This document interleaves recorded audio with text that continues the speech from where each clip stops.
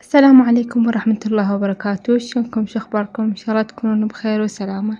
اليوم إن شاء الله راح أسوي طريقة عمل الكيكة اليومية، كيكة البرتقال جدا لذيذة ومنعشة بالصيف. قبل كل شي ولتحضيرات الكيك المعتادة نجيب القالب، أي قالب انتم تحبون تستعملونه، ندهنه بشوية زيت ونخلي عليه سمسم، نحاول نحطه بكل القاع مالت القالب. بالنسبة للمكونات وطريقة التحضير راح أحتاج إلى 4 بيضات بدرجة حرارة الغرفة.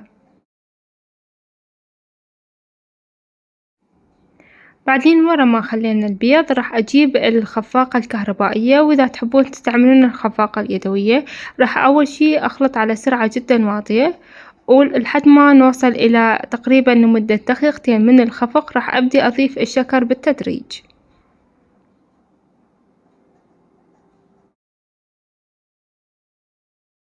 بالنسبة لكمية السكر هي نص كوب، وضايفين عليها ملعقتين كبار من السكر إذا تحبونها تكون حالية، وإذا تحبونها تكون متوسطة خلوا نص كوب عدل. أنا استحملت أكوابة القياس. وهنا أنا راح أضيف نص كوب إلا من الزيت النباتي، راح أيضا أضيفها بالتدريج مع استمرار الخفق. بعد ما كملت كمية الزيت راح تقريبا جميع الخفق كان لمدة 5 دقايق.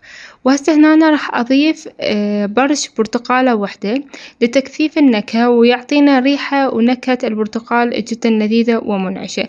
راح أضيفها وأخلط تقريبا ل20 أو 10 ثواني. وهنا أنا عندي تقريبا نص إلى فنجان كوب من عصير البرتقال، راح أضيفه أيضا راح يعطي حلاوة ونكهة البرتقال كلش طيبة ومنعشة.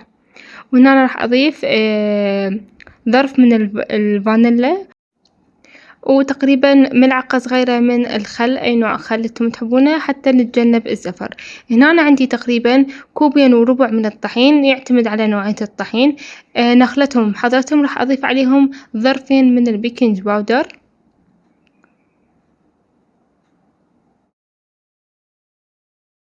ومباشرة أضيفهم على الخليط السائل وأبدي أخلط بيهم بأي شي انتم تحبونه، بالويسك أو بالخفاقة العادية، لحد ما نخلص الكمية كلها ونخلطها ويكون عندنا الخليط نتأكد إنه ما بيه أي كتل من الطحين، ويكون الخليط مالتنا ناعم.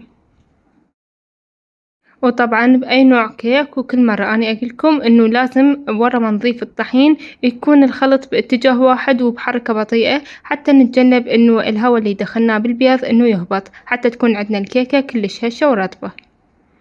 وهسه راح نجيب القالب اللي جهزناه مسبقا، وراح أخلي الخليط بيه. أنا الفرن مشغلته مسبقا على درجة حرارة 180 فوق بس جوا عفوا. راح أخليها لمدة تقريبا 40 دقيقة. بعدين راح أتأكد من عندها وأشغل الفوق لمدة 10 دقايق حتى يتحمر الوجه عندي. بعد ما استوت الكيكة وبردت، وشوفوا شكلها شلون يخبل، واللون مالتها يجنن، والريحة مالية البيت. طريقتها جدا سهلة، ومثل ما شفتوا انه مضبوطة وراح تنجح وياكم ان شاء الله من اول مرة. راح اول شي احرر الاطراف واقلبها، وشوفوا الشكل مالتها اللي يجنن، والسمسم مطيها ريحة ونكهة لا يعلى عليها، تجنن. شوفوا شكلها وارتفاعها يجنن.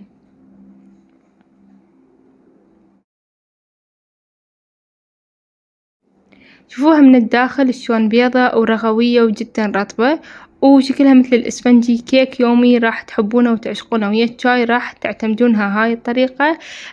كيك يومية جدا سهلة. أتمنى يا ربي عجبتكم الوصفة، وإن شاء الله تجربونها وتنجح وياكم من أول مرة.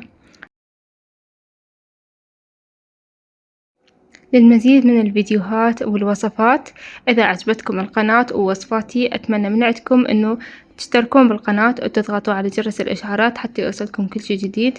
مع السلامة، أشوفكم فيديو جديد وبوصفات جديدة وحلويات جديدة، وأستودعكم الله. مع السلامة.